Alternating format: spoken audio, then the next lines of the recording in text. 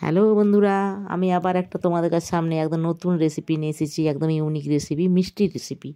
দেখো এইভাবে এটা কত সুন্দর লাগছে। দেখো এটা এইভাবে যদি কেউ বানাতে চাও তো আমার রেসিপিটি দেখতে থাকো।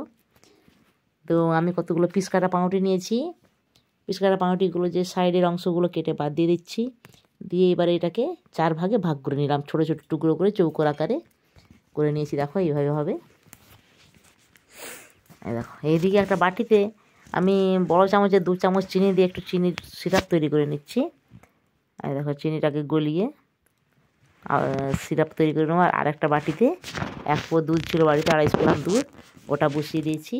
ওই দুধটার সাথে বড় চামচে 2 থেকে 3 চামচ আমি আমুল গুঁড়ো দুধ মিশিয়ে দিলাম। খুব ভালো করে মিশিয়ে নেবো ওর সাথে। এই দেখো এইদিকে আমার চিনির সিরাপটা তৈরি হয়ে গেছে, একটু লালচে রঙ এসে গেছে, নামিয়ে নিয়েছি।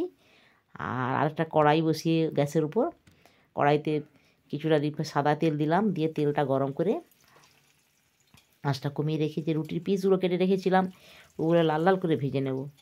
এই দেখো এইভাবে এরকম লাল লাল ভাজা হবে, দেখতে কত সুন্দর লাগবে। লাল লাল করে ভেজে নিতে হবে রুটির পিসগুলো। আমি সব রুটি পিসগুলো এইভাবে একইভাবে ভেজে নেব। তো এইদিকে যে আমি দুধের বাটিটা বসিয়েছি, তো দুধটাও দেখো খুব নাড়তে হবে। দুধের বাটির গায়ে নাড়লে বসে যাবে বেশি। নাড়তে নাড়তে নাড়তে ওটাকে ক্ষীর করে নেব একদম মেরে। আমার সব রুটিগুলো ভাজা হয়ে গেছে। এইদিকে আমার বাটির ক্ষীরটাও দেখো তৈরি হয়ে এসেছে। এই দেখো কত সুন্দর, ঠিক এইভাবে তৈরি হবে।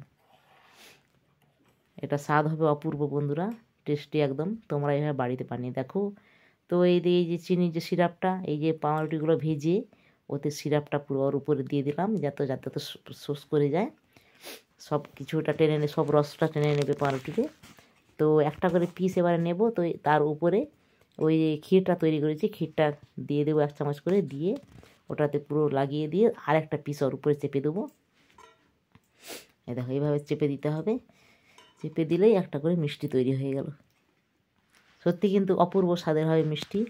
তো যদি তোমাদের কেমন লাগলো আমার রেসিপিটা বন্ধুরা, তোমরা যদি ভালো লেগে থাকে কমেন্ট, শেয়ার ও লাইক করো। আর ফেসবুক থেকে যারা দেখছো পেজটিকে ফলো করো, ইউটিউব থেকে দেখলে আমার চ্যানেলটি সাবস্ক্রাইব করো ও পাশে থেকো। তো তোমাদের কেমন লাগছে বন্ধুরা, তোমরা এইভাবে বাড়িতে বানিয়ে দেখো। আত্মীয় স্বজন এলে সহজেই তৈরি করা যায়, বাড়িতে একদম সামান্য উপকরণ দিয়ে তৈরি করা যায়।